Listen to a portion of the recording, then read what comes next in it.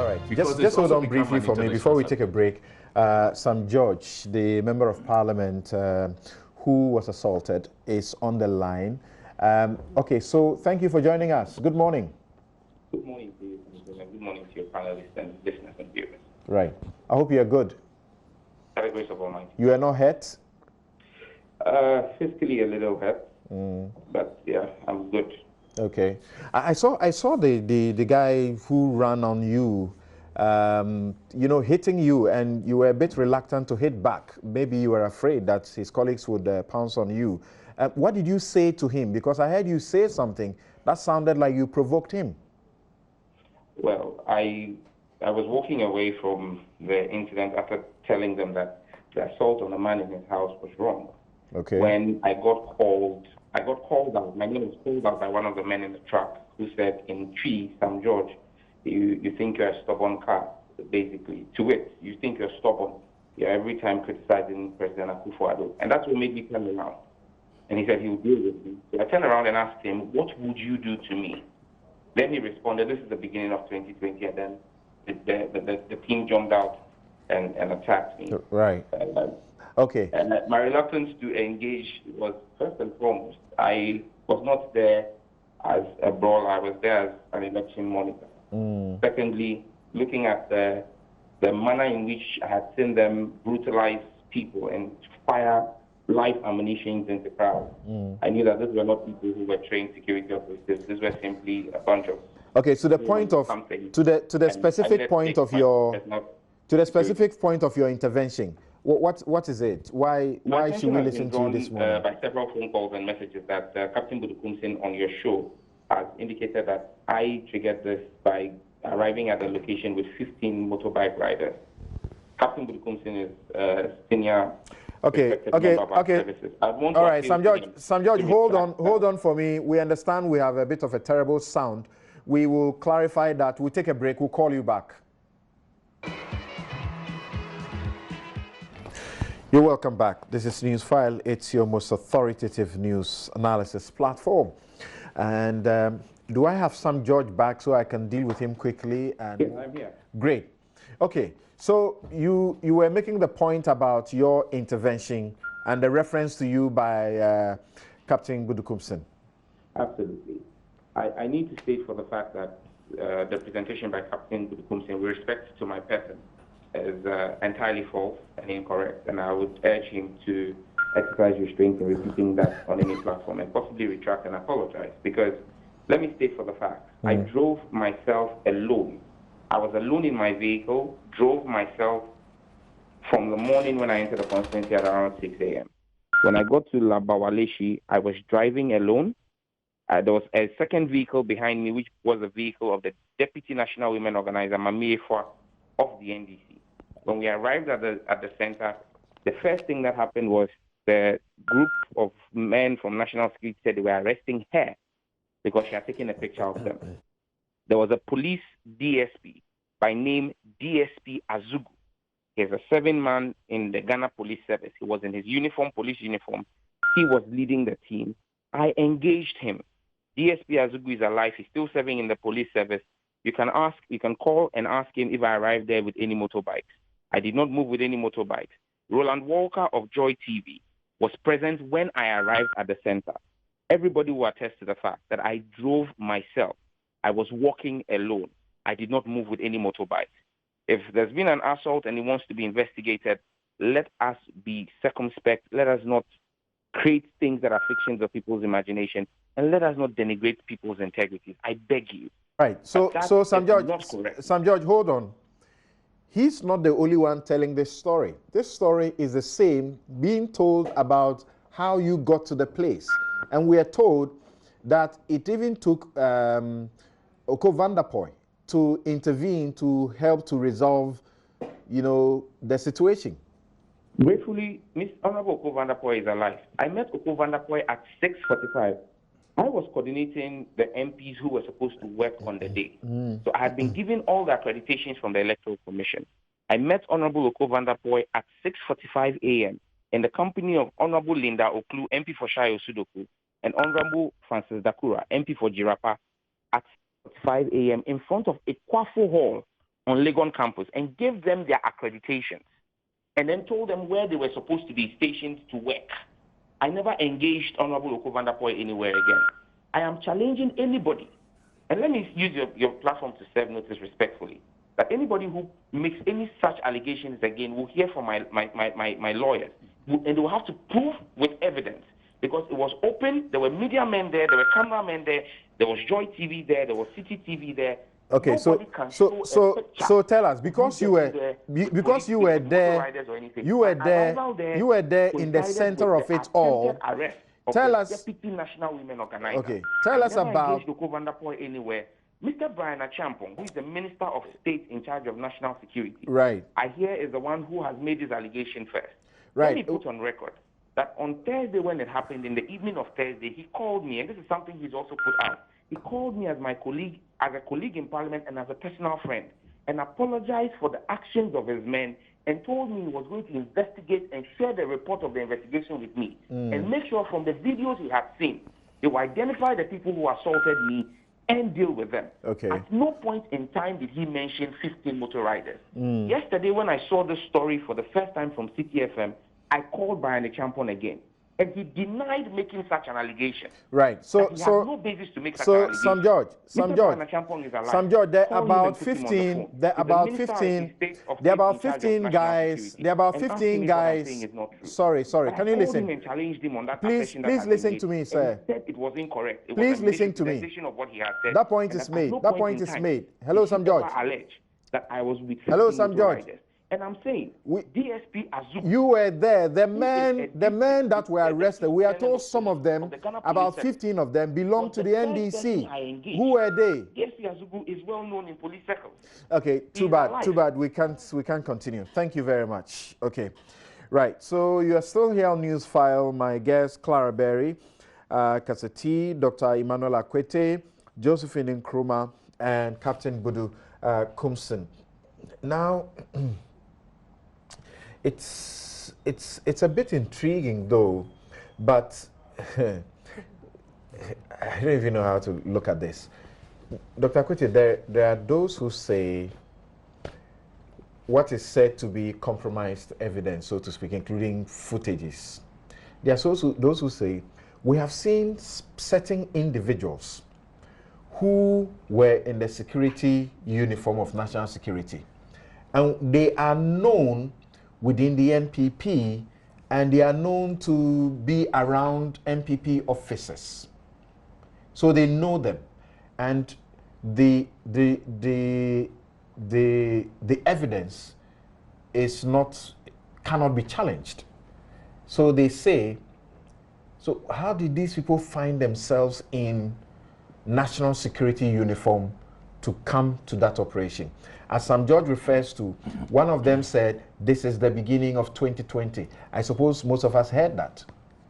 Well, that's what he said. No, on one of the videos, you can hear it. You know, there would be conspiracy theories and so on, but we've all known that the two parties are beginning to militarize our democracy. We've heard about invisible forces, Delta Force, and so on, and now we're also hearing about sharks and hawks and whatever being launched all over the country and so on. Right.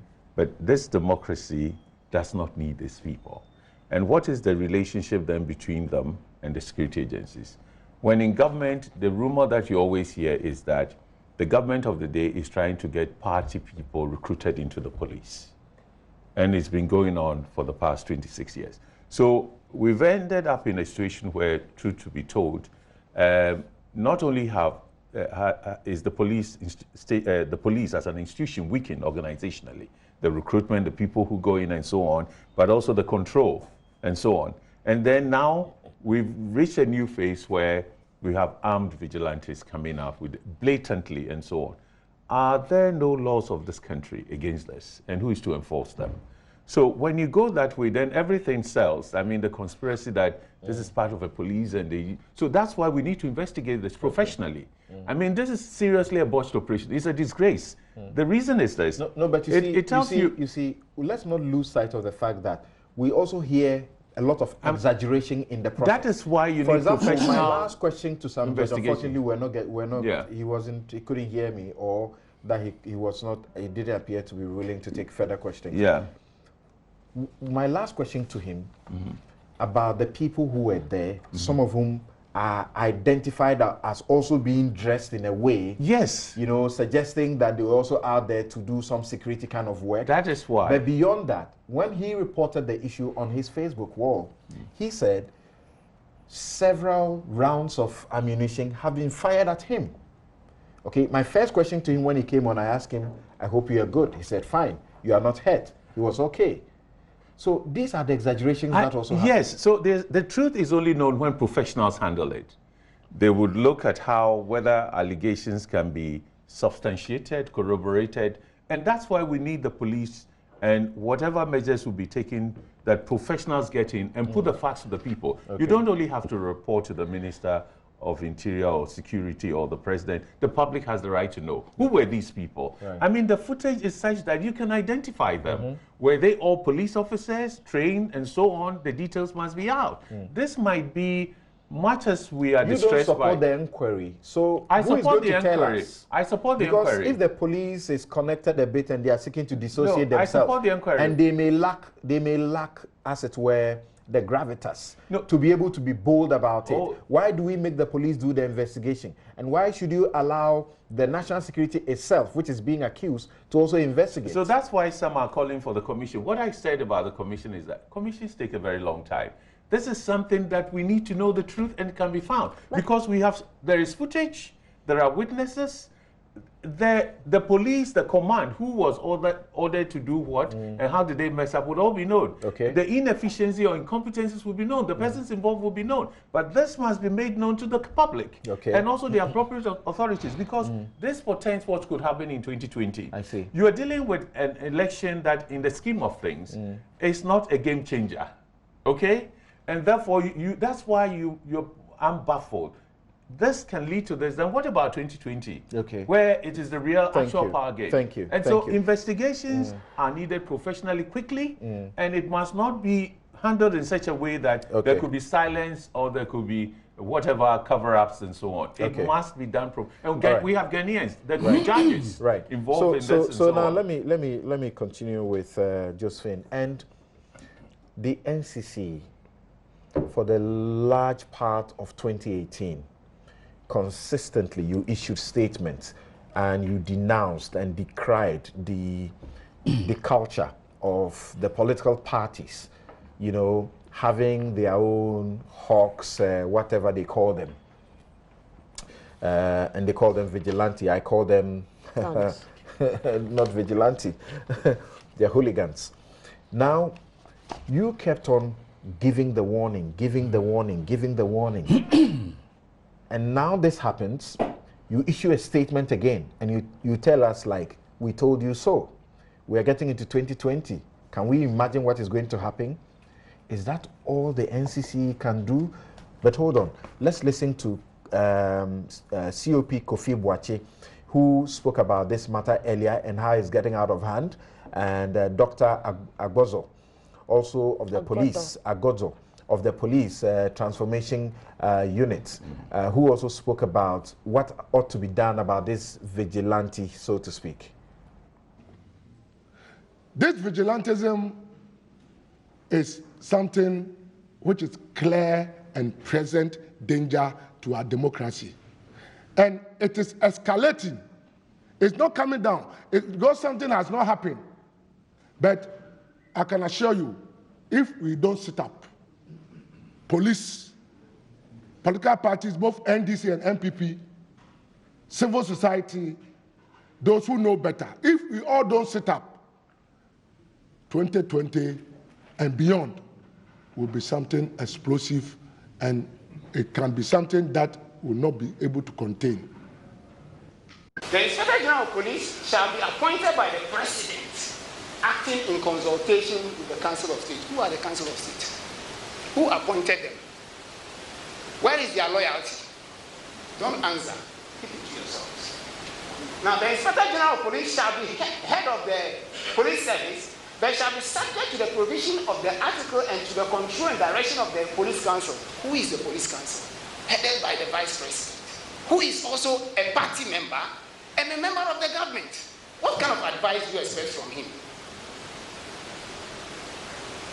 Now, the third one, subject to the provision of the Constitution, the power to appoint persons to hold or to act in an office in the police service shall vest in the president. Are you getting the point? Now, if it is the president, what else do you expect? Acting in accordance with the advice of the police council. Who is the police council? You know. Now, this is the composition of the police council in Ghana. The vice president is a party man. It doesn't matter whether it's MPP or NDC. This is what we have given us, and this is what we work with. Now, a minister responsible for internal affairs, who is he? He's a party man. Then you have the Inspector General of Police appointed by the president. The president can dismiss him at any point in time, and therefore his loyalty is partial. It doesn't matter whether he was appointed by MPP or NDC. His loyalty is divided. Because he can be appointed today and dismissed tomorrow. And the worst scenario is when he is appointed to be acting capacity. It means I'm watching you. That is what it means. Now, the Attorney General is a party man. Then you have a lawyer nominated, that one can be impartial, a representative of police, very well. 2 members of the police service appointed by the president. So who is that? Those people. Once they are appointed by the president, you know where they are coming from. Then 2 other members appointed by the president. So the whole composition of the police council is the president. And it's the party. Why will you give us this and think that we should be professional? You cannot. There's no way you can have a professional police service. It is party politics. And that is why we have become a chess in the hands of the government. Whether it's MPP or NDC, we are chess in their hands. And they are playing political games. That is why no party in opposition can trust the government, can trust the police. Because of what you do with us. And so once you move into opposition, you are scared that the same thing you do with us, the other party will do with us. So there is a need for constitutional amendments. And I propose that the IGP must be appointed for a fixed term with approval of Parliament to exercise independent control. There's a need for an independent police service commission to replace the current police council. And grounds upon which an IGP can be removed should be spelled out so that the IGP's removal from office cannot be based on the whims and caprices of appointing authority. That the Minister of Interior can only give directives to the IGP in writing on matters of policy, but not as to how the IGP must do his work. This will make the police loyal to the Constitution instead of particular governments. Is that the police is not? Right. So you had 2 police officers, COP Kofi Boakye, Nathan Kofi Boakye, and you also had ACP Agbozo, Benjamin Agbozo, Dr. Benjamin Agbozo, who is in charge of, is the director of the Transformation Programs Office of the Ghana Police Service. Speaking so bluntly, obviously nobody is listening to them. I say you have been talking about these things. The last time I moderated a program with you and Dr. Kwesi, yes, he spoke about these groups increasing in number, yes, every time, and that 2020 we are in trouble. Yes. You keep saying we are in trouble. End of story? No, not at all end of story. And I think for now it's important for us to begin to appreciate the boldness with which the likes of Agbozo and COP Nathan Boakye speak. We want to see a police force that is empowered psychologically to speak up without fear of favor so that the right things are done. But if you look at the political intrusion and the partisan tainting, perceived partisan tainting of this police force, of the Ghana police force, then you see that people are afraid to speak. And people think that if I speak, my job is on the line. And in fact, this is one of the things that has come to the fore in some of our engagements with the police force, I think early on last year. But NCC has not only been speaking or issuing statements. Following our very last press conference, we decided to embark on a broad-based stakeholder engagement. And in that regard, we have met with quite a substantial number of stakeholders. We've met with the IGP himself and his team. We've met with the Chief Justice. We've met with the leadership of Parliament. We've met all the political parties. We met the parties without representation in Parliament in one block. And then subsequently, we engaged the NDC and the MPP separately.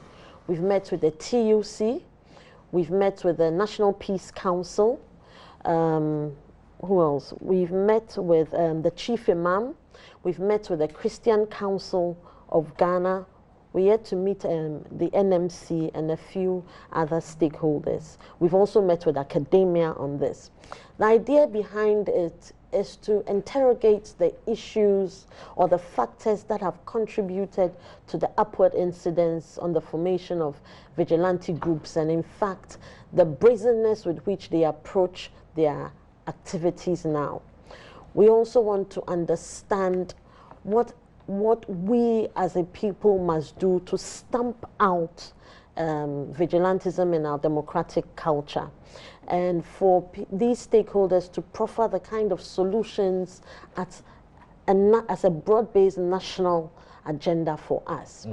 When we have finished with our consultations, what we intend to do is to issue a report and furnish the first gentleman of the land, the President, with a copy of the report and other stakeholders as well. And then we would conduct a national summit premised on this vigilantism, its effects on national security, political and economic stability, and in fact also the participation of citizenry speaking up against vigilantism. There is ample evidence. CDD carried out a research which suggests that close to 90% of Ghanaians are against vigilantism. Close to 90% of Ghanaians believe that perpetrators of these political thugs are dealt with by the law. These people don't really have the power, so to speak, even though the Constitution gives the power to the people. It is the politicians who are in charge, who have the power. In this program I moderated, I referred you to, organized by the Let My Vote Count. You heard Samir Uku, for example, who is the national organizer of the NPP. You heard him speak passionately and frankly about the fact that they simply cannot disown some of these people the way you and others keep hammering, disown them, disband them. They simply can't do that. You have heard the NDC not too long ago outdoor the Hawks and whatever Lions. And what did President Mahama say just after what happened? He said, we are going to meet you boot for boot. So clearly, they know what they are talking about. Okay? I think it's unfortunate the kinds of comments we hear from leadership of these parties, which are in fact lend credence to the formation of these groups or their activities. And it allows for them to now take on, suppose, the perceived legitimate existence, which should not at all be the case in our country. We are all speaking up against it. But I think that when the politicians begin to realize that their activities or their power is to the extent that the people give to them, then they would perhaps sit up. For instance, we have tools that we can use to begin to address this seriously. We have a code of conduct for political parties, for instance, and you find that this is really activated very close to elections. Right now, I would suggest that the code of conduct, we should begin to review that from this moment and tie the activities of political parties to that code of conduct. I see. That ensures that they are hemmed in. That ensures that they understand the repercussions for the actions that they commit. So that any evidence that suggests that Party A or Party B, including utterances from their representatives in the public space that endorse the formation of these political thugs, these would begin to have real consequences for them. For NCC, for instance, we have what you call the inter-party dialogue committees. And what we do towards elections is it becomes a platform where representatives of all political parties, as well as different stakeholders who have a relevance to elections, have a relevance to democracy, including civil society organizations, the religious bodies, the EC, security agencies, they all sit at that table at district, regional, and national level. The idea is anything that begins to come up is discussed and mediated at that platform, so that we can nip in the bud some of these spillovers, some of the escalation of what do you call it, the acts of hooligans in our democratic Thank you. I'm coming to Captain Budukumson and Clara, but I can see your hand is up. But more importantly, I was going to ask, you see, Benjamin Nagwazo spoke at an event that you organized, the Institute for Democratic Governance. You organized. So you are clearly aware of the inhibitions that they suffer. At that event, he mentioned one of your favorite points that you have been making all along. In our elections, when people commit offenses and they are to be punished, it must take the Attorney General to give the fiat that says we punish them, take them to prosecute them. And they say if you don't change that law, you will never get anybody prosecuted because you may only get opposing sides prosecuted. I mean, the way forward, in addition to which I commend, I just wanted to read you something that both then President Mahama and candidate President Akufo-Addo said in 2012 and then also in 2016 at the declarations. And this is what the two said, assigned to with respect to electoral violence, a definitive stand against they take a definitive stand against electoral violence, impunity and injustice in our beloved nation Ghana, because these acts are detrimental to peace, welfare and sustained development of the people of Ghana. Then this is they further affirm that electoral violence, which is also connected to the vigilantes, impunity and injustice are not challenges whose persistence cannot be effectively stopped through our collective leadership efforts. So those who said this, if as we've heard, is alleged to former President Mahama, what he said. It's not alleged. We'll play it to you. We'll hear what he said. I haven't followed it. But then that's he's gone against what he said, his commitment, because we would then expect that he's going to engage the president on how to tackle this problem ahead of 2020. And I think that these are some of the things that can be done. The second thing, the question you asked, I think that there is an opportunity coming up for us to look at all these matters and how we could. You know, the CRC had sections that dealt with Review Commission, had sections that dealt with security, although they didn't publish those aspects, you know. And it had to do with the police council, the politicization of oversight of the police and so on. And the police complain a lot. And what happens to them? But what is the opportunity to deal with this? We think that, maybe we'll come back to it, we think that the president's initiative to amend the constitution opens the door for some of these things also to be taken up and dealt with strictly. And so sometimes you need a champion to do that, and I think we are the two of them. So before we hear from Budukumson and Clara, let's listen to President John Mahama, how he responded to what happened in Ayawaso. And it will suggest that he may have the problem that President Akufo-Addo suffered for a long time when he spoke about all die be die. Let's listen to him. MPP is taking this power as a matter of life and death. They said it already. They said all die be die. and they are acting out and living the reality of the all die be die. I'm sure that this evening when you turn on your televisions, you will see what happened at Ayawaso West. And so we are not going to joke in 2020. And I'm sounding a warning to the MPP. We're going to match them boot for boot.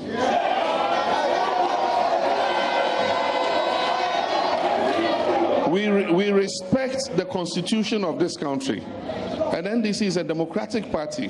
And that's why we abide by the rules of the constitution. But the same constitution says that Ghanaians should resist anybody who attempts to subvert the constitution. And when you go rampaging with forces and intimidating people when they should come out and vote, you are subverting Ghana's constitution, and we have a right to resist you. And so we'll get a full briefing of what happened, but I just want to sound a caution that NDC has revolutionary roots, and that when it comes to unleashing violence, nobody can beat us in unleashing violence. It is just that we midwife this country's democracy. And so we must be the first to respect the country's democracy. And that is why we are acting as a party that is very docile and respecting the rule of law.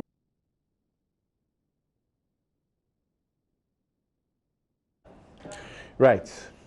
So when our politicians are talking to their people, is it Beshi or what comes over them? And I mean, President Akufo-Addo spoke, and people admitted he spoke out of character. John Mahama, clearly out of character. What's going on? I was also a bit taken aback when I heard this.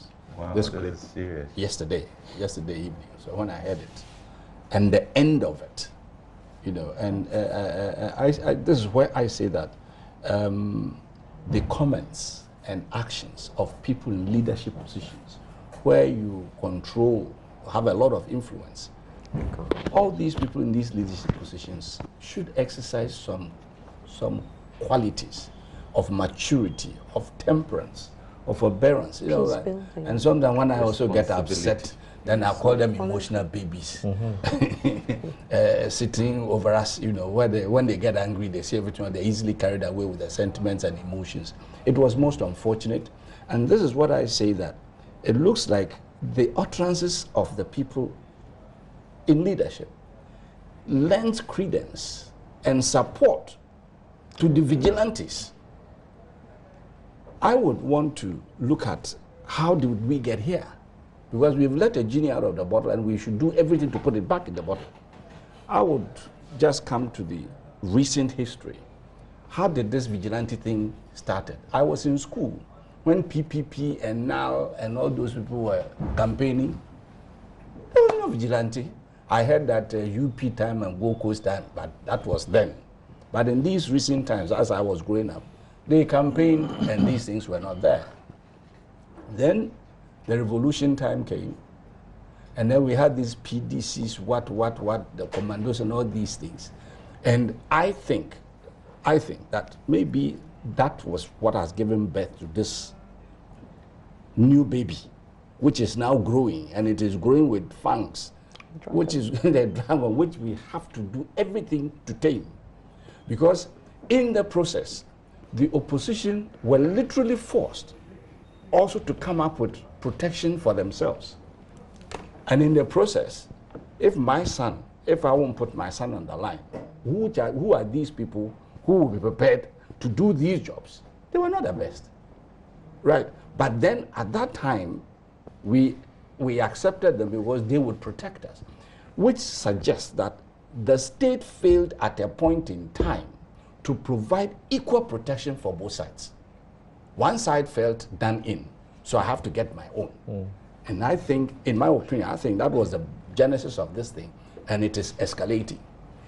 If we all are seeing the threat in the future and what it can do, because look, once they start, it's very difficult to control. If you study vigilantes all around the world, FARC started as a small and they lasted for years. I don't know whether they've been totally tamed at the moment. But in Colombia. Yes. Colombia. No, but I have had issue because I think this is a wrong nomenclature. This is a misnomer. Because vigilante is private citizens like us deciding to take over the enforcement of law where there's none. But these people don't enforce law. Yeah. Look, these are hooligans. We should call them who they are. Lawyer. They are not enforcing law. You are talking but law. The point is this: how do you reduce the incentive for people wanting to be in these groups? Because we know that there's incentive, very good incentive. They get in, you win power, you push them into the security. Beyond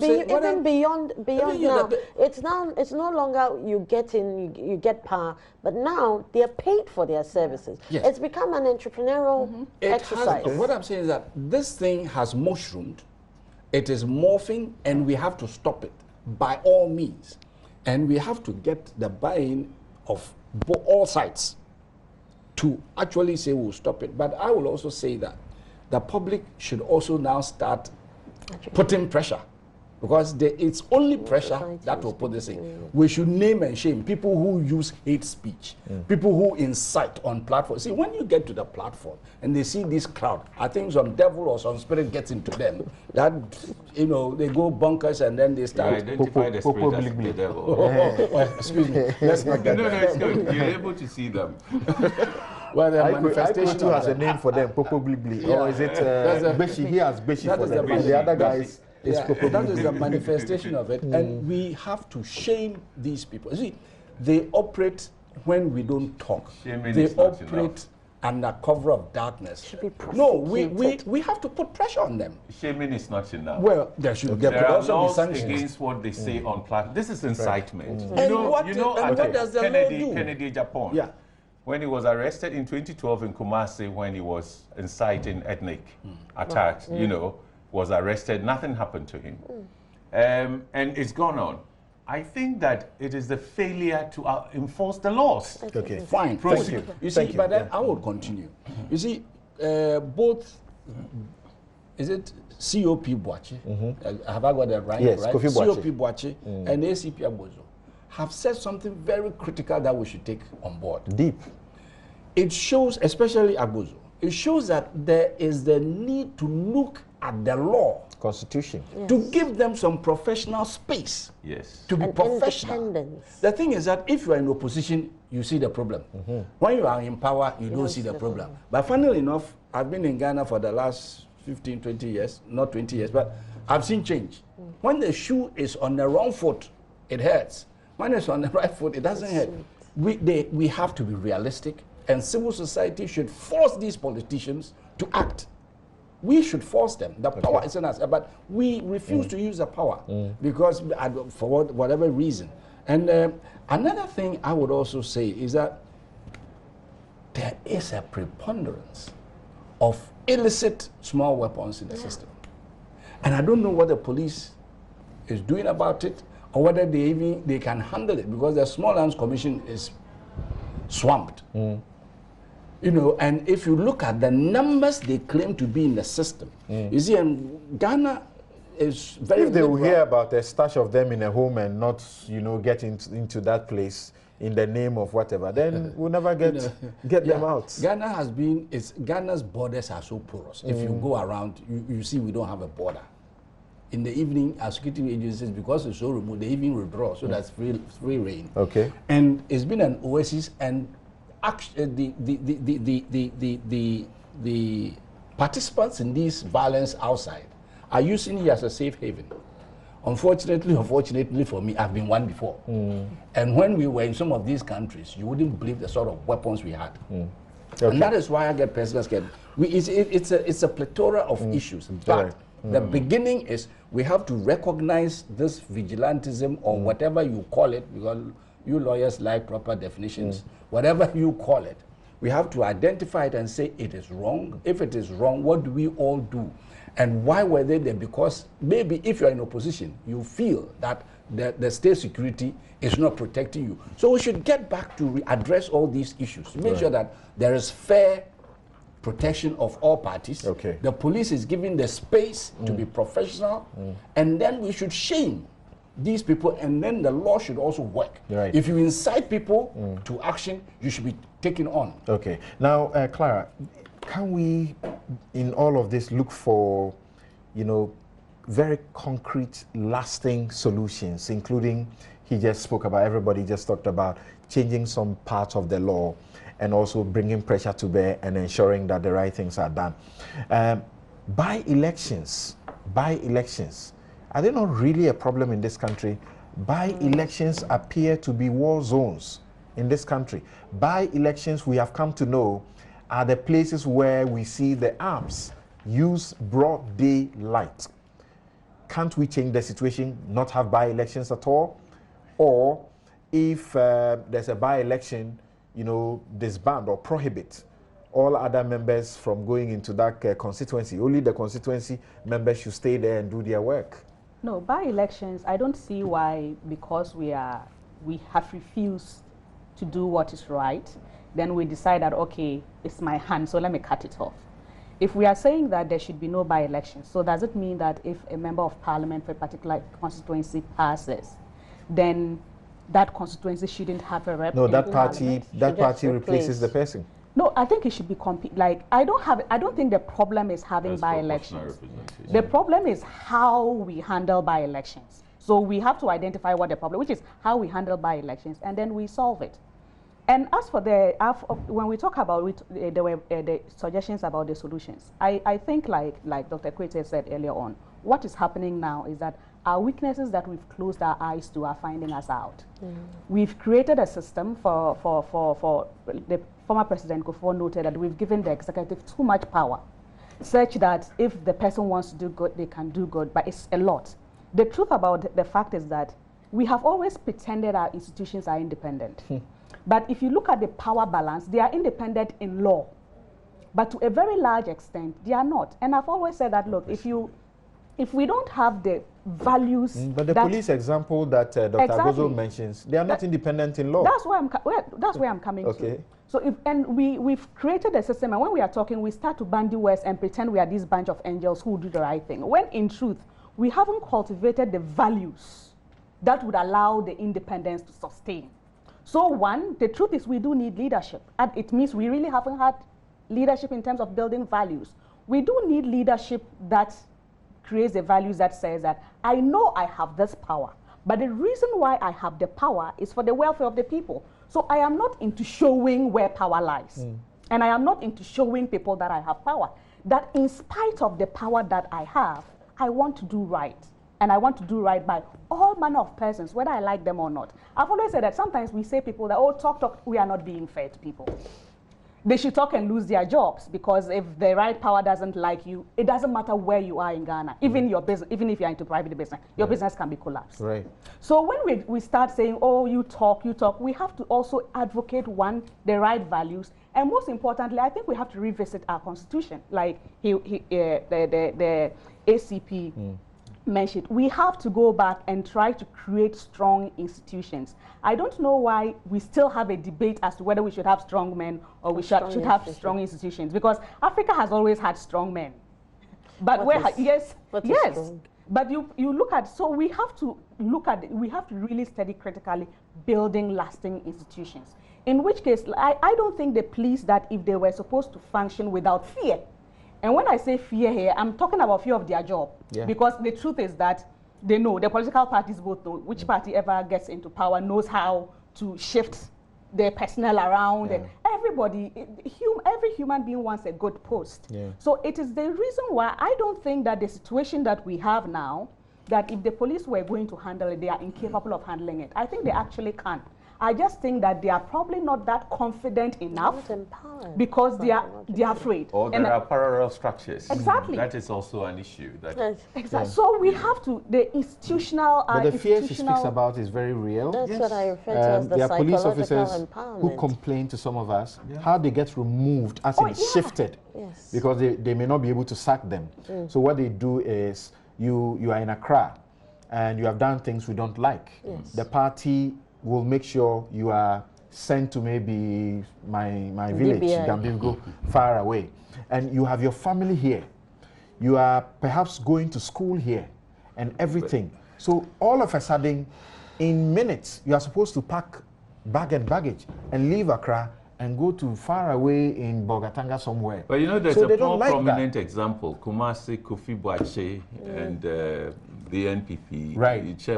Whether it's true or not. Okay. So when people do their work professionally, and this is what we've also gathered from and the police PR who is presently punished. Yeah. The same thing happened to him from Kumasi. Yes. And like I said, it doesn't matter. It's not just the police. It's not on. It's actually anywhere, even in the classroom. Even in the classroom. Ghana, it happens. Exactly. So we need to build a value system. We have become so polarized that anything that you see, you say is taken to be either in this color or the other color. And even for NCCE, I've had people who have come to me and say, be very careful, the way you're speaking about this thing, be careful. You know, people can do things. So there's that kind of psychological intimidation as well. All right. For somebody you know that, well, by the book, you cannot remove me. So maybe I should find some way of removing.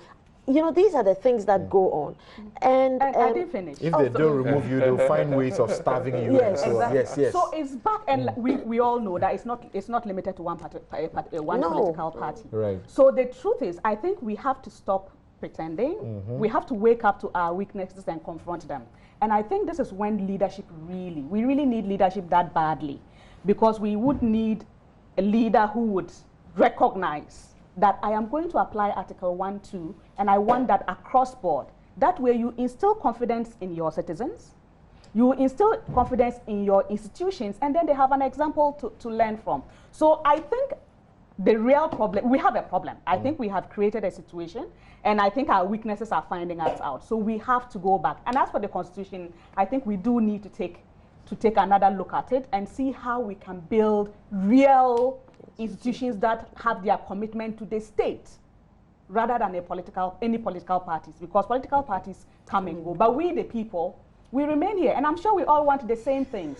We want peace, we want security, we want an environment that creates opportunities for all of us to be able to use our talents. That's all we really want, and I don't think it's too much. Okay, right. We will close the discussion on this matter here, but I wanted you to get back and tell us a bit of the pointers of the engagements that you are having, so that we can be assured a bit of some solution that is coming. Because look, the parties are often afraid of rigging by each other, and so they will do everything. I have seen the violence myself. It's been meted against me myself. As was by elections, 2006, I was beaten by a soldier man and asked to climb into an armored car, and I refused. Okay, the Dr. Adokufor said they will look into it. Nothing happened. Okay, we have seen political people demanding correct election processes, marching on the streets of Accra, beaten. We have seen that. Okay. I think the common theme that runs through all our engagements centers on the Constitution, the structures of our Constitution, the appointing processes, the appointing authority, the winner takes all that we all refer to. And that largely affects the way elections are carried out. Because when a party knows that the moment I have the numbers, I'm in power, you get fixated on that power, because you know once you come into power, the world is at your what's it called? Your footstep, or I forget the phrase. At your feet, thank you. So that is the recurring theme. Everybody seems to talk about the issue about our Constitution, the appointing processes in the security agencies, because for the political parties that we engaged on each side of the divide, when they were in power or in opposition, they realized that power does mean something in the appointing process, and it also means something on the day of elections. So they say, whilst I'm in opposition, for instance, I cannot trust the police. the security agencies. And that was, at least in the Fourth Republic, the genesis of this whole vigilante group.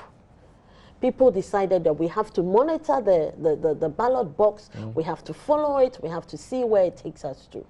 But we've moved beyond that, because today, these political thugs, it's nothing to do with elections. All the incidences we've seen subsequent to elections had nothing to do with election. They are fighting over toll booths, toilet facilities, and appointments. But apart from that, I think some of the critical things that they've talked about, particularly the Chief Justice, she linked vigilantism to terrorism.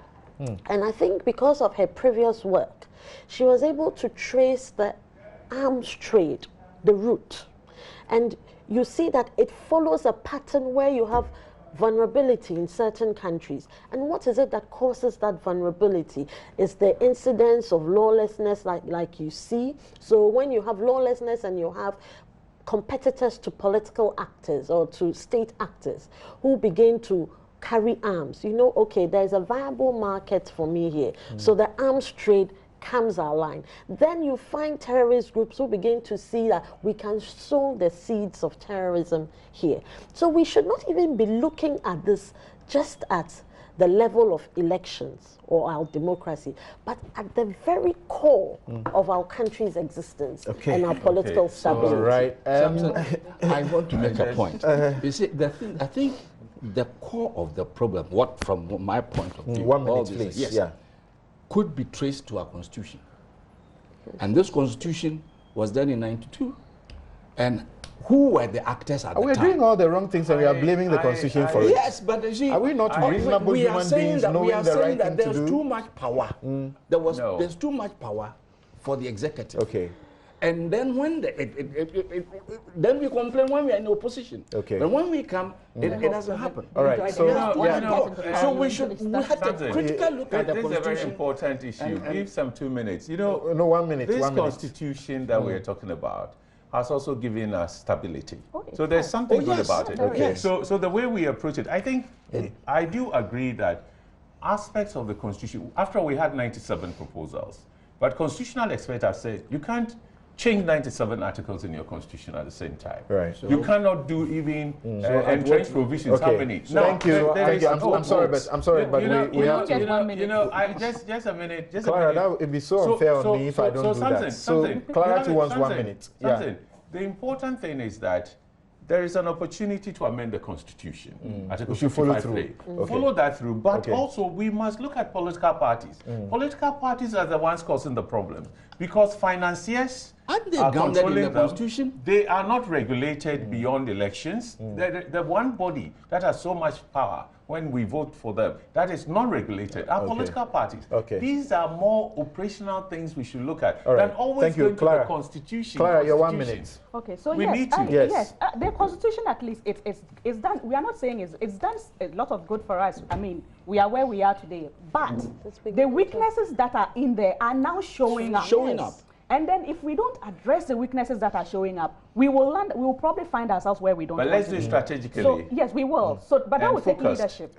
That would take leadership. So I think we need to go back. Particularly, I think the most important thing is institutions. That we need to build institutions that have commitment to the state. The second thing is I would make an appeal to the sitting president, the current president right now. That I know, for all the power that gives, it's very difficult for anybody, any human being, to be given that amount of power and then to want to cede some of it away. But if the president would, one of the legacies he would want to leave is to take another look at this, and then the values. We need to build the right values for our democracy to survive. Every democracy survives under certain values, not just hard letter law. Thank you. So we do need the right values as well. Thank you. And I want to take a break on the note of this quotation by a former president of the Nigerian Senate, Dr. Chuba Okadigbo. He said, quote, "If you are emotionally attached to your tribe, religion, or political leaning to the point that truth and justice become secondary considerations, your education is useless. Your exposure is useless. If you cannot reason beyond petty sentiments, you are a liability to mankind. We'll be right back.